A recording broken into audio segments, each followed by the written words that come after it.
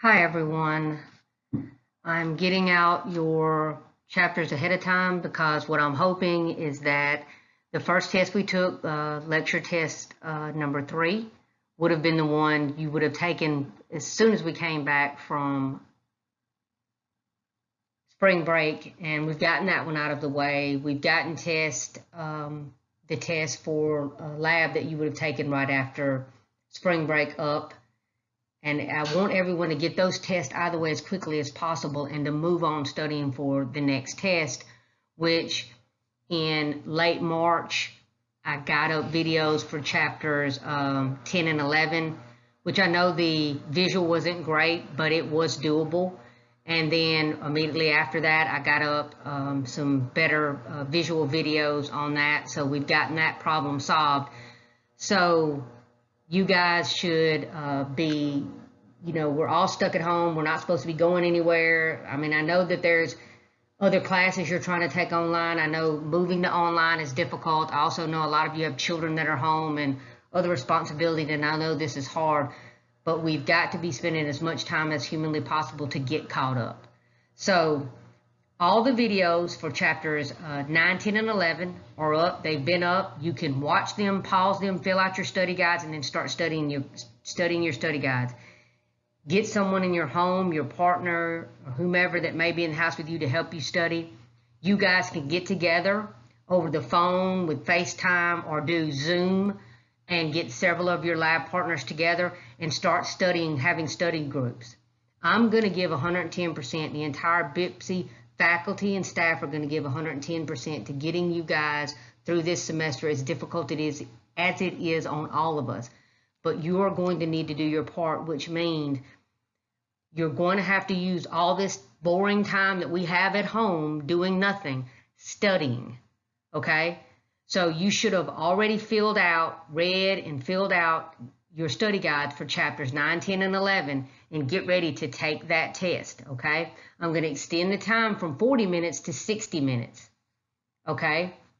But, and then the minute you get those study guides for 9, 10, and 11 written out and you studied them, the minute that test opens, guys, you want to go ahead and take it and get it off your plate, okay? So that then you can start looking at the test for the next chapter, okay? And we covered, stuff fast, and I know it's faster here, but you have it all there, right there before you.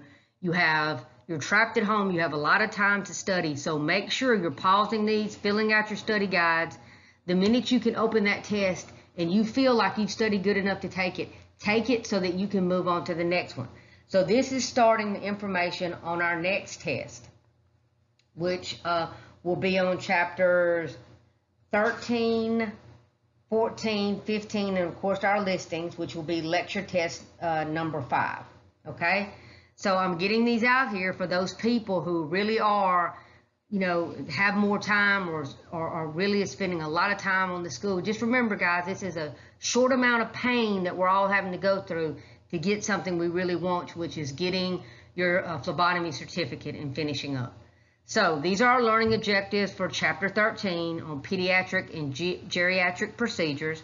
Again, I'm not going to read them because the faster I can get these slides up for you, the faster you can start filling out your study guides, and then that's all you need to do is study your study guides. As I've always told you, your test comes directly from your study guides, okay? So no further ado, we're going to move on from here. So again, I'm not going to read all your learning objectives, but you can pause this and read them so that you'll know what our objectives are for the things we want to learn for chapter 13. Also, you can follow along in your textbook, which is what I'm hoping you guys are doing, is reading your textbook, okay? And on page 13, it starts off right there with pediatric patients, okay? We have a lot of really good information. Table 13.1 is age-specific care considerations and competencies.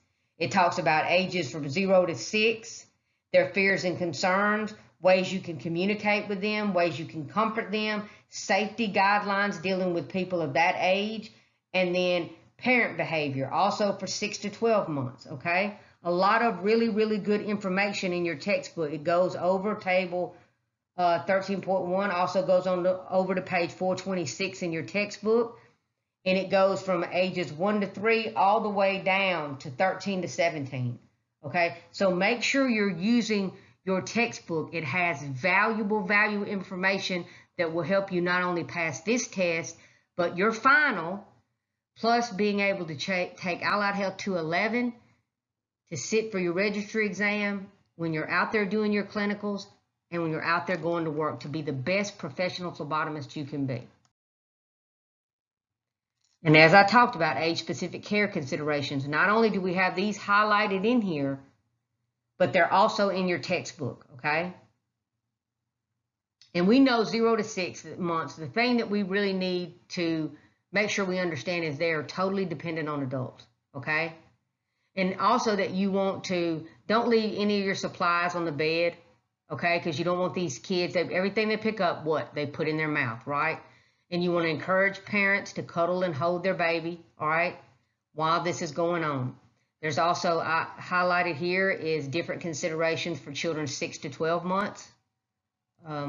Remember, they're scared of strangers. We teach our children what? Don't talk to strangers. So, you know, bear that in mind. If they have some type of blanket or teddy bear that may bring them some type of toy that may bring them comfort, you may want to allow them to hold on to that because it may make your job easier, all right? And so anyway, go through these, and then like I said, also on page 425 and 426 in your textbook is a lot of really good information on this as well, okay? So take these slides, take your textbook, fill out your study guides, and then just study your study guides and your listings, okay?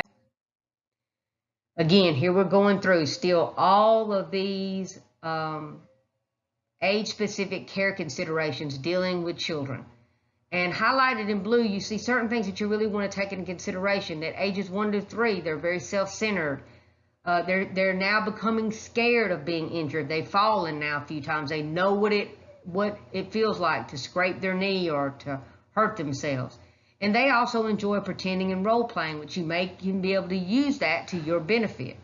Okay. Sometimes when age 3 to 5, you know, they watch a lot of cartoons. You can use those cartoon characters as ways to explain stuff, to really get on their level and something that they might understand. Okay. And a lot of times I used to really like to have a lot of different kinds of Band-Aids that you could show to children and let them choose the one they want.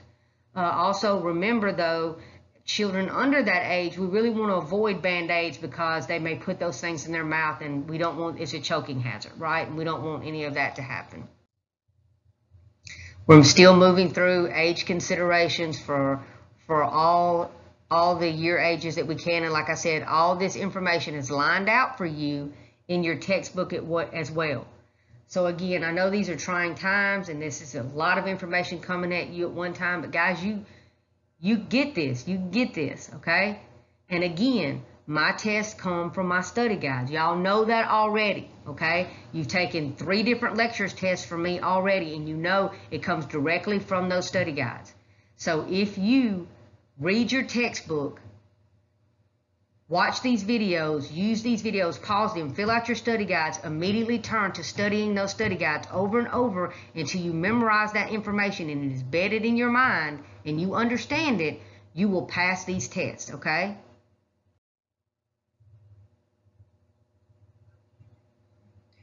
We also have people with special needs, right? Whether that be a physical or mental handicap or challenge. Fears are similar to their developmental level, which depends, all right? And you would want to use the strategy appropriate for their developmental stage. So even though they may be older, they may mentally only be developed to a certain age, and you want to use their actual developmental age, which they may be 6, but they have a developmental age of 1. You want to use the considerations of the 1-year-old, correct? You kind of have to put that in play as well. And there's information in your textbook about all these things, okay? All right, talking about combative patients on page 430, okay? Precautions to protect children, especially premature infants, on page 431. Things like latex allergy alerts we want to talk about on page 431. And there's really great pictures, really great information. Please, guys, while you're stuck at home, I know everybody wants to watch Netflix, but really take the time to read these chapters, read these slide pages, listen to what I'm telling you. If you fill out these study guides and get to studying them immediately, everything you need to know for your test to be successful is on those study guides. Okay, so preparing a child and a parent, right? So remember, make sure that the parent is involved in all the following steps, right? You want to keep the child as calm as you can by you being calm and confident as you come into the room or as you approach the child, right? Always want to use correct identifiers to identify your patient. One of the, if not the most important job you will ever do as a phlebotomist is to properly ID your patient, okay? And we always want to make sure that we use the proper ID. Unnamed newborns, okay, are identified by their last name, such as Baby Boy Smith and an ID number. Babies may wear ID bands that is cross-referenced to their mother, and that's typically the case, okay? ID is always crucial, but especially with twins whose name is the same, and the ID number usually is only one number apart. So that's why it's so crucial that when we're IDing babies, because they could be twins, they could be triplets, and this is the case in identifying anyone, guys. It's like I just said, one of the most important jobs you will have as a phlebotomist is to properly ID your patients, okay?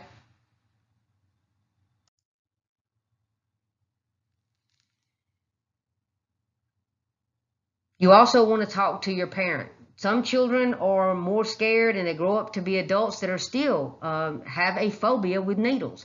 Talk to your parents, get the information with them on things that you can do to soothe the child. Make sure you understand if your child is more prone to being scared of needles or not, if they're prone to becoming nauseous, if they're prone to lashing out, if any of these things, okay? If you talk to the parent and get that information ahead of time, you're going to be a lot more successful. And always encourage your parents' involvement in this process. Okay, here's one of our thinking slides, right, where we take everything we learn in lab and lecture and we put it together to be able to successfully work out in the field, okay? It's like I told you guys, everything you need to pass your lecture test are in those study guides, okay? But what I'm wanting you to also do is to be able to critically think, not just memorize the information and be able to answer the test on the questions on the test, but for you to be able to take all the information you learn in lab and in lecture, put it together and be able to use it out in the field as a phlebotomist. So make sure you read, like I told you before, pause this question, have a piece of paper laid out, read the question, answer it, then start the video back up and see if you're getting the right answer. At any time during this, if any of you have anything you're stuck on, if you don't seem to be putting it all together on certain situations, please, please, please reach out to me and I will be glad to tutor you, help you, whatever we need to do, okay?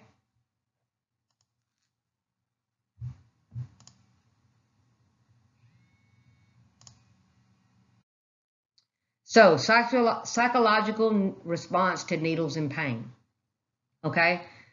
So, we all know that children usually fear needles. We even have adults that fear them, okay? And you've got to separate fear from pain because as we know, this is not a painless procedure, collecting blood, but it is a lot of times not nearly as painful as people think it is. It's a perceived thing in our mind. We also never want children to think that this is a punishment, okay? And we also want to try to shield our older children from the embarrassment of having fear. Guys, there's nothing wrong with honest, a psychological fear of something. We all usually have something that whether it's spiders, whether it's bugs, snakes, and myself, needles, whatever it may be. There's nothing wrong with that. We just want to make sure that we customer service, right? As phlebotomists, another key aspect of our job is customer service. We want to make sure our patients have the best experience they can. And so that means that we work through this with them. We also, when you're working with children, it's really good to use some distraction techniques. With little children, you can use like a little pin light. Sometimes it'll distract them long enough for you to be able to do your skin puncture or venipuncture. And it's that initial pain that usually bothers them. And if you can distract them from that, and then once you're in the vein, if you can keep them distracted using a parent to help you, then a lot of times this will help you be much more successful in collecting your blood as quickly and painlessly as humanly possible.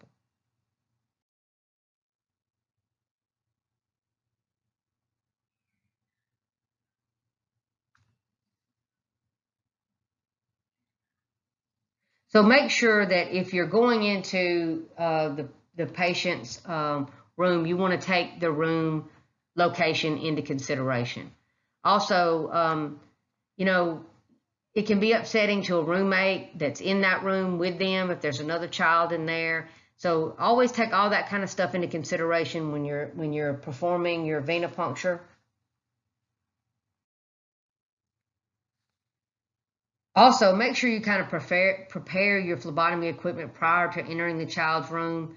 And any other big needles or anything like that, you want to keep that out of sight, right? We don't want to make it any harder on our kids as we can.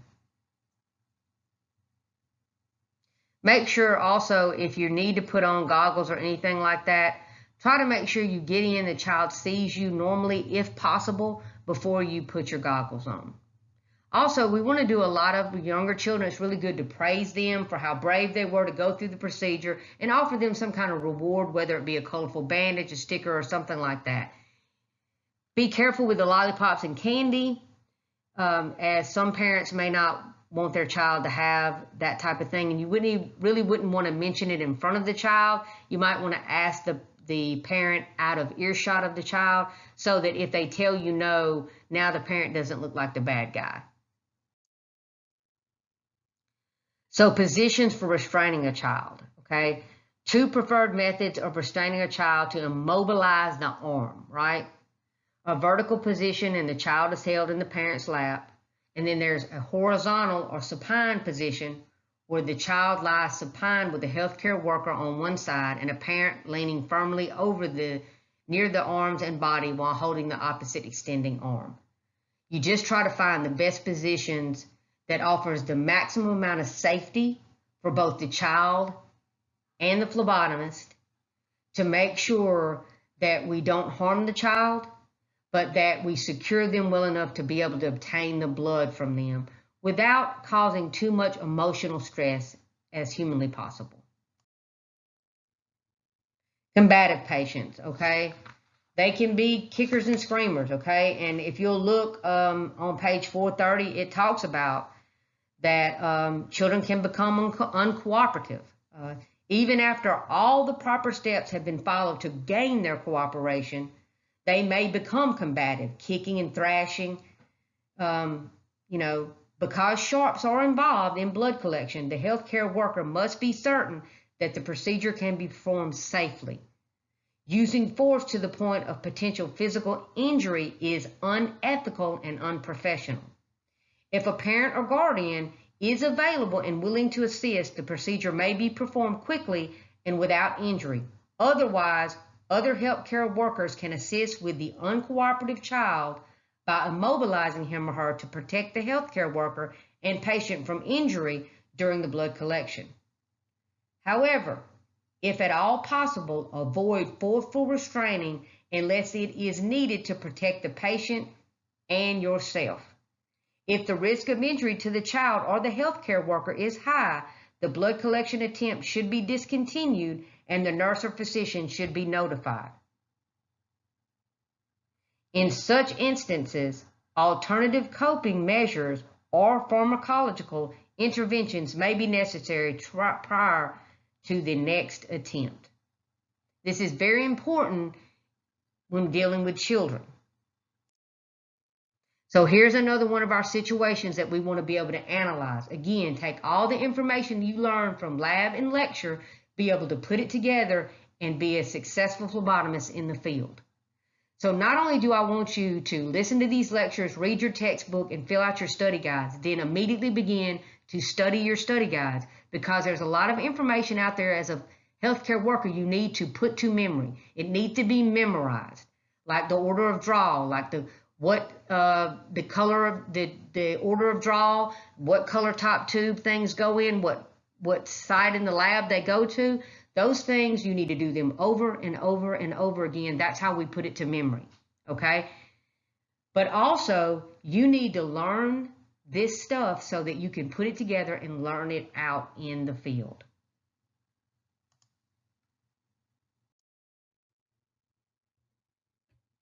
Okay, here's some things dealing with decreasing needle stick pain, okay? So, and again, in your textbook, if you look on page 433, well, really 432, 433, 434, and 435, there's some really good detailed step-by-step procedures for heel sticks. And I want you guys to look over those. There's a lot of really great information in there that we're going to use towards our lab discussions as well, okay? There's topical anesthetics out there that they make, things like, I'm sure y'all have heard of lidocaine. You know, you can even go into the store these days and buy Neosporin that you would put on a cut or an abrasion you would have on your skin, that included in it is something that kills the pain. So we have stuff like patches and creams that we can place on a site that we're going to draw blood on to kind of deaden that site to lower the sensation of pain, okay? So there's some advantages to this, okay? And this slide goes through all that. There's advantages and disadvantages to it. And it also goes through the optimal time that you need to place this stuff on here and some names of some of the stuff that's out there. So make sure you read over this carefully.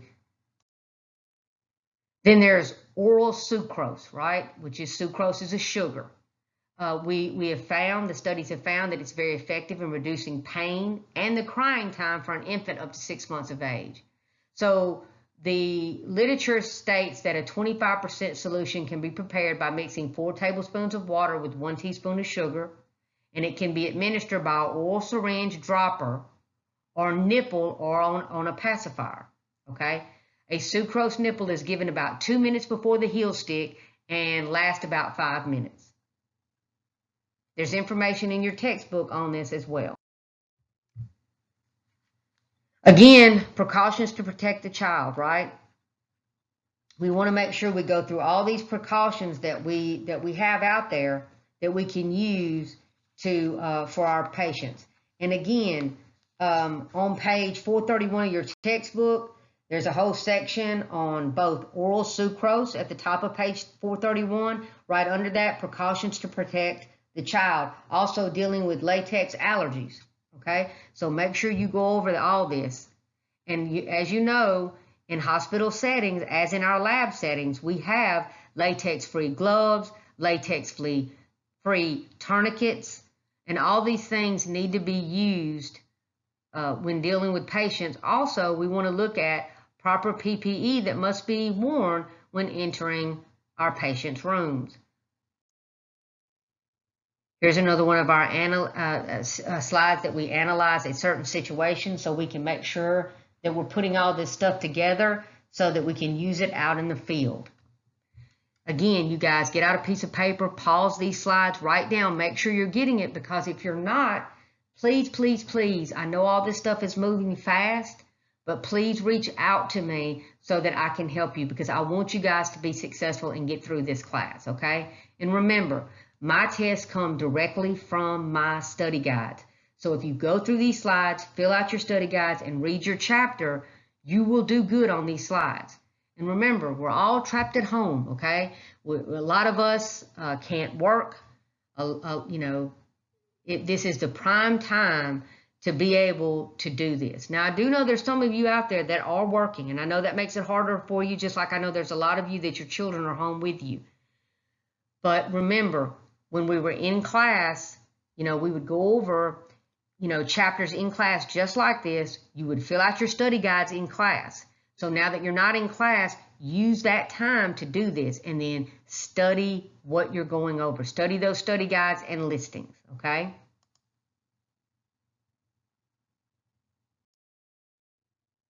Okay, moving on to microcapillary skin puncture, okay? It's always important to collect only the smallest amount of blood necessary, especially for neonates, for infants and children. So the effects of blood volume reduction are minimal, right? A 10 milliliter sample is equivalent to 5 to 10% of an infant's total blood volume. We want to always record the amount of blood collected on neonates and infants. Collection of blood volume is based on weight and is calculated by multiplying the weight in kilogram by the following blood volumes. Okay, guys, that's like I said, if you look on page 440 of your textbook in chapter 13, there is collection of capillary blood for neonatal screenings. It goes through here step by step what you need to do with pictures, okay? They even have collection, and we'll come on, we'll cover this as well, but collection for capillary blood gas testing, heel stick procedures, all this stuff is in your textbook.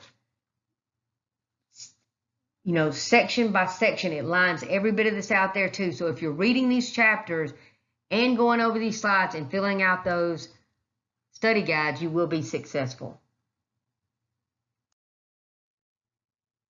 Okay, when we were in class, we would have done this as an activity, right? So just to make sure that you're getting this down properly, you want to calculate your own blood volume. So what you want to do is take your weight in pounds and divide it by 2 to get your approximate, okay, weight in kilograms. Now, there are some sites online that you can go to that will convert pounds to kilograms. You can do that if you'd like to do that. Or you can get an approximate weight here by dividing it by 2, okay? And then you want to be able to do this and using this slide and the one previous to it to calculate your own blood volume.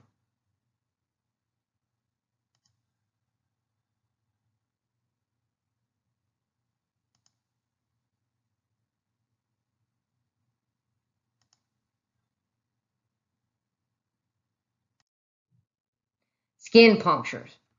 Like I told y'all just a few seconds ago, how your book is loaded with information. And I told you that on page 433 is procedure 13.1, which is the heel stick procedure. And that procedure is detailed with pictures and step-by-step instructions. So the rationale is to perform a blood collection from the infant's heel. Okay, sorry about the dogs, guys. Then it goes into, on your procedure 13.1 in your textbook on page 433, it goes through the rationale, the equipment, the preparation, the procedure, everything that you need dealing with this heel stick. So, look at that procedure that, like I said, 13.1 that starts on page 435, and it goes all the way through to page 436, and then there's also a collection of capillary blood for neonatal screening, and on page, it's procedure 13-3, it's on page 440 to all the way over to 441, okay? So guys, make sure you look at that, okay?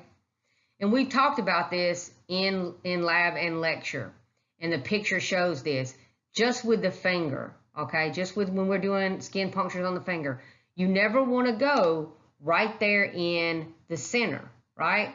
We never want to do that. That center area right there is just a no-no because of that bone, and we don't want to take the risk of hitting that bone and causing osteomyelitis, right?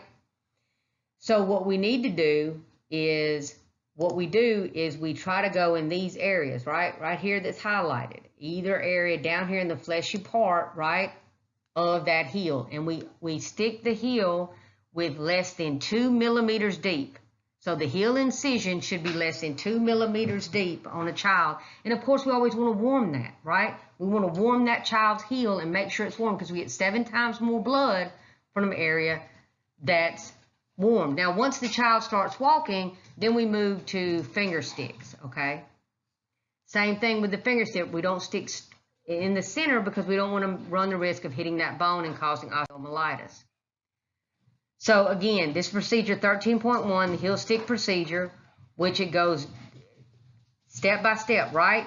You introduce yourself, right, to the child and the parent. You properly ID your patient. You sanitize your hand.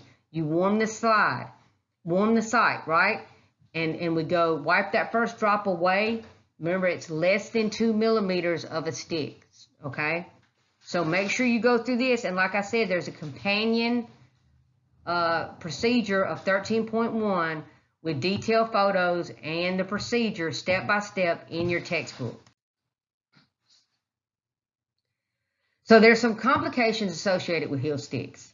As we've talked about before, there's pros and cons to everything, okay? Some of the possible complications are cellulitis, the osteomyelitis, that abscess formation, tissue loss, scarring of the heel, and calcified nodules. These typically only occur in neonatal patients who have been repeatedly stuck over and over again. Okay, they first appear as these small depressions which progress to firm nodule lesions that appear 4 to 12 months later. They can sometimes migrate to the skin surface and they'll disappear by about 18 to 20 months, okay?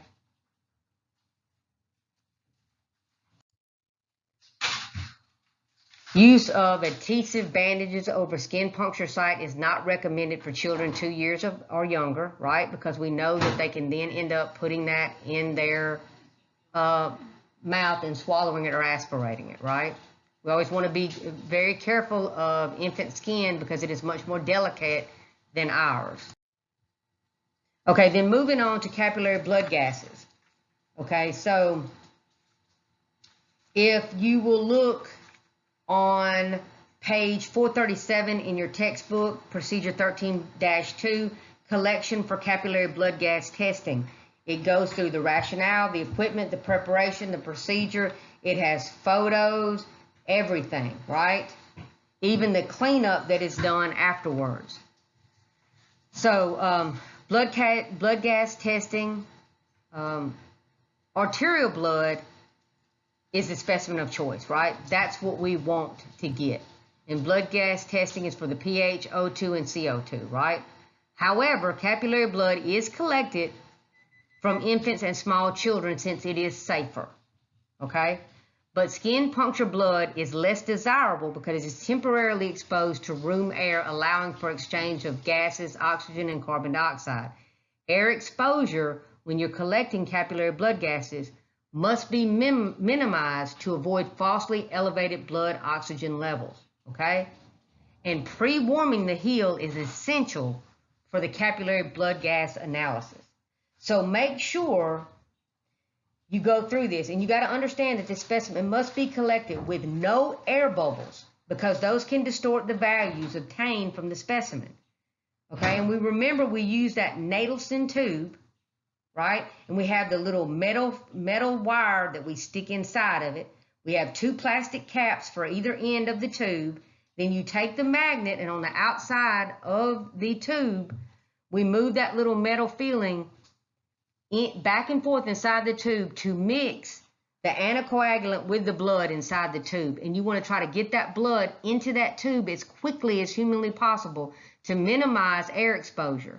That's why pre-warming the heel is essential, because we know we get blood flow is much better. You get blood much faster when it's warm. And in the blood gas situation, we want to make sure we get it collected quickly and get those caps on it to avoid that air exposure. This goes through that whole process. And again, that process is also detailed in your book. Okay, you must deliver that sample immediately to the lab. Delays of even 15 minutes at room temperature or 60 minutes at 4 degrees Celsius will affect those test results. So here's another one of our situations we want to analyze. We want to take everything we've learned, put it together to make sure that we can react in the field appropriately. So take your time to pause this video and answer this, and then check yourself to see that you're putting this all together and you understand what's going on. If you have any issues at all with this, please reach out to me by email so I can help you.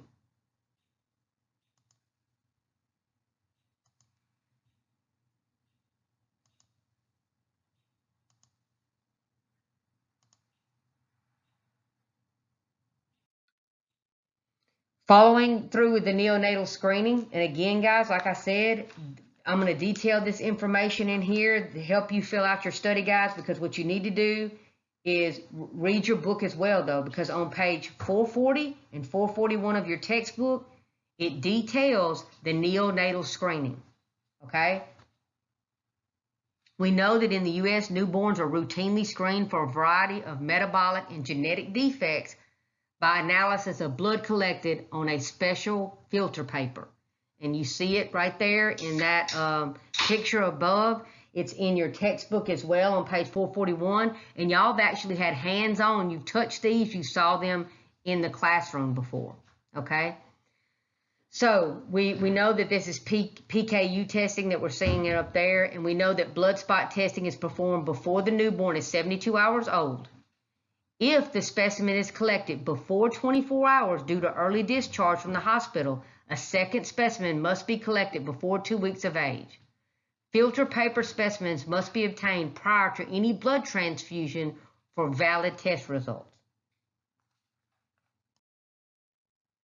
So here's a little more information on PKU. You guys can pause this and read over it. Again, more of this story, and you can pause and read over it. This gives you a lot of really valid information on PKU. Continuing with the neonatal screening, this goes step by step, showing you how to do this neonatal screening. This is important because this is something as a phlebotomist you will have to do, okay? These are some common poor blood collection techniques that you want to avoid when you're collecting your PKUs. First of all, not properly drying, letting that blood specimen dry on there before mailing it.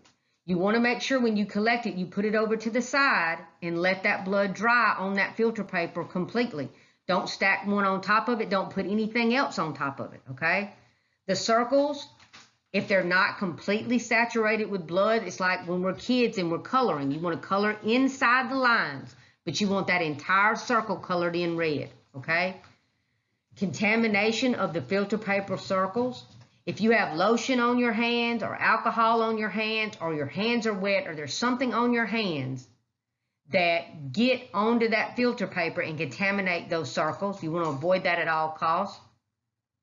If blood is applied to both sides of the filter paper, you only want to apply it to that first sample. If the specimen is diluted from milking that heel too much, which we went over that, we know that's something we don't do in collection.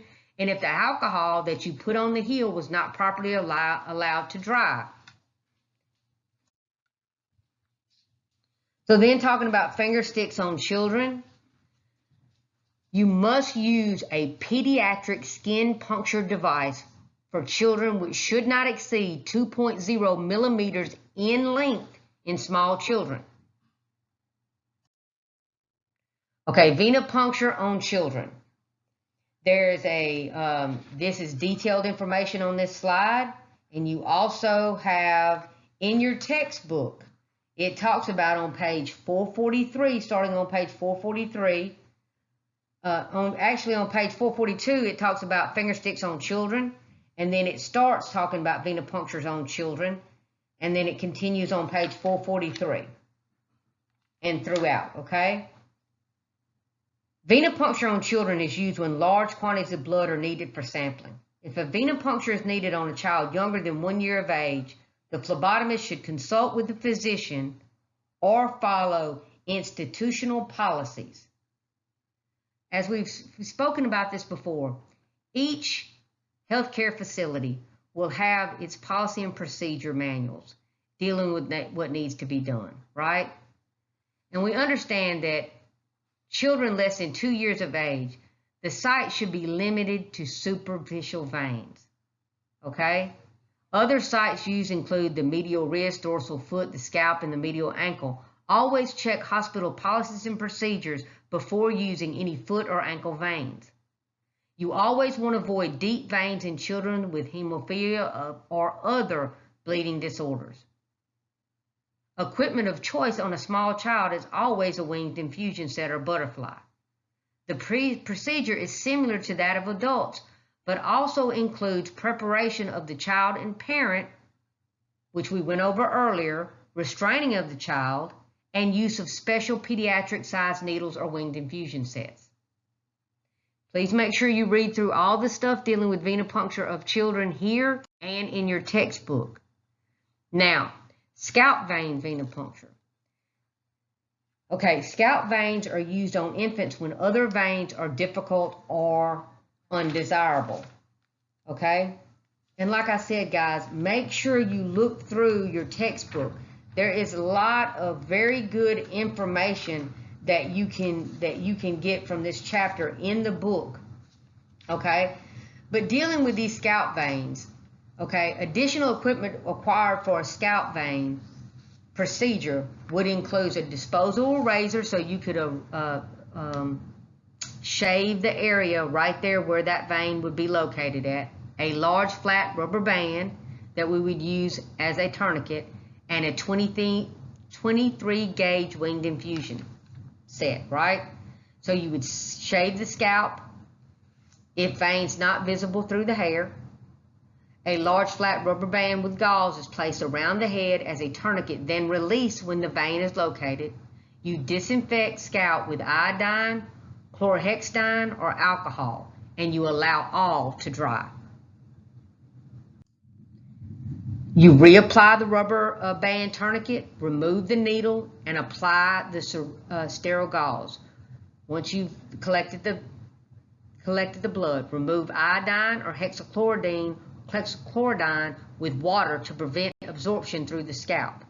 Then you fill your collection tubes. If a microcontainer is used, it can be filled directly from the hub of the needle. Okay, collecting blood from IV lines. There's also a lot of great information inside your textbook on collecting from IV lines. Okay, so make sure you're reading through your chapter and using it as a companion to your slides so that you make sure you can fill out all your study guides and be able to study your study guides as quickly as possible. So on page 447 of your textbook procedure 13.4, there's a procedure for heparin or saline locked blood collection. On page 448, there's a procedure for central venous catheter blood collection. Also on 449, procedure for central venous catheter blood collection. These are all detailed information that will help you in filling out your study guide so you can get started studying for chapter 13. So make sure you read through this slide and understand the procedures for collecting blood from IV lines.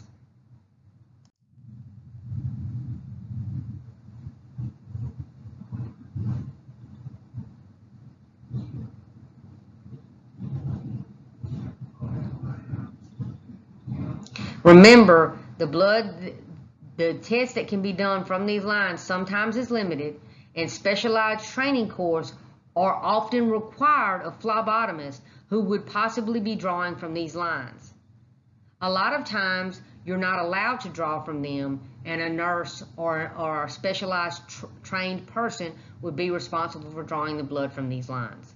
Make sure you always follow the policies and procedures set forth by your healthcare institution. Again, These procedures are lined out in your textbook as well. So make sure you go through this slide and your textbook and then use this information to fill out your study guides so that you can get started studying Chapter 13 as soon as possible.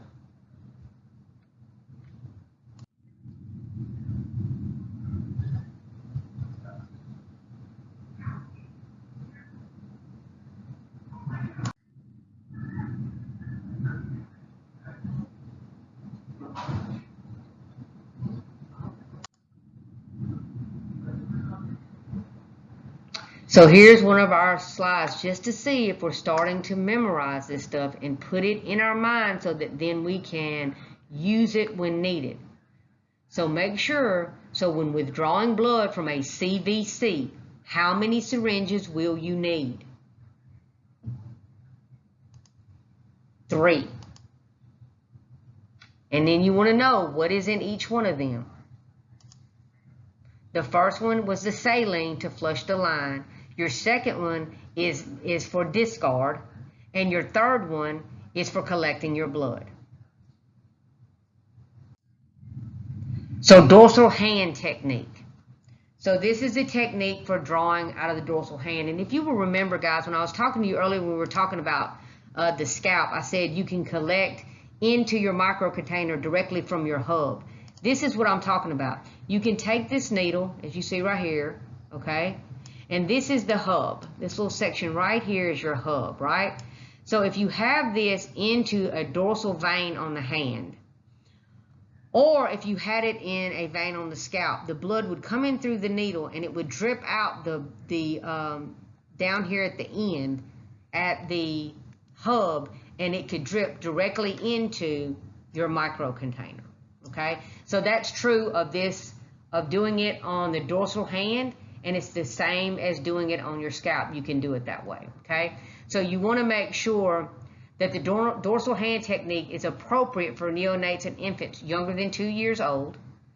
A 23 gauge needle is what you would want to use. No tourniquet is necessary. The phlebotomist is middle and forefinger. And there's videos on YouTube and online that you can watch that show you the technique for doing this, where you use a hand tourniquet, because this is what it's about. You're using your hand, your middle and forefinger, to encircle the infant's wrist, and her thumb is placed against the infant's fingers to hit your wrist downward, and it's called a finger tourniquet. So what you guys should do is go online and Google a finger tourniquet, and you will find all kinds of videos and pictures of how this is done. And this is what you would use so that you could get your vein up, so you could spot it, palpate it, and be able to find your vein. Once your optimal vein is chosen, the finger tourniquet is then released, the dorsal hand is disinfected, it's allowed to dry properly, then the finger tourniquet is reapplied. It's the same anytime we do these things. And y'all, I know y'all get this because we go over and over. Once you find your vein in an infant, a child, or an adult, you pop that tourniquet or release that finger tourniquet, clean your area, let your cleaner dry, then you reapply your finger tourniquet or your tourniquet, and then you draw your blood. The minute you have drawn your blood, you pop your tourniquet and then get your needle out of your vein.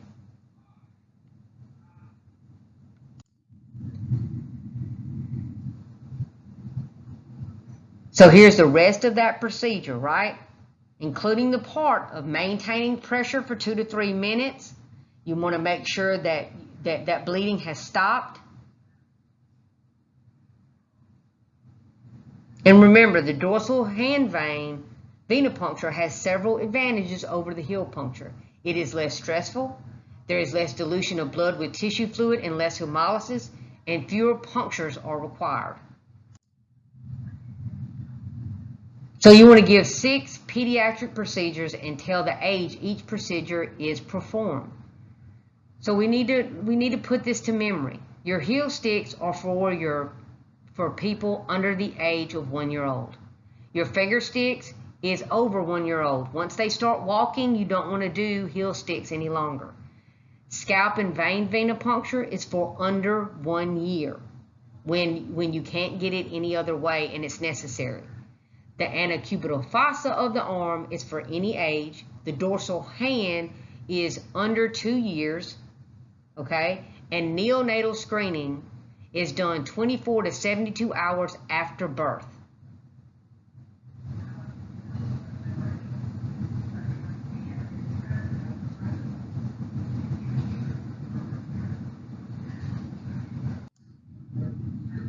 Okay, so in summary, we've talked about preparing the child for blood collection, ways that we can alleviate their pain, how we can distract them, comfort them before and after the procedure. We've talked about pediatric procedures such as heel sticks, neonatal screenings, venipuncture, scalp vein venipuncture, drawing blood from a CVC, and dorsal hand sticks. Guys, make sure that you are reading Chapter 13 in your textbook as well. Fill out your study guides and start studying. Have a great day. And remember, if you have any questions, comments, or concerns, please reach out to me ASAP, because we're doing this as quickly as we can so we can catch up and get back on track so that you guys can finish on time. Thanks and have a great day.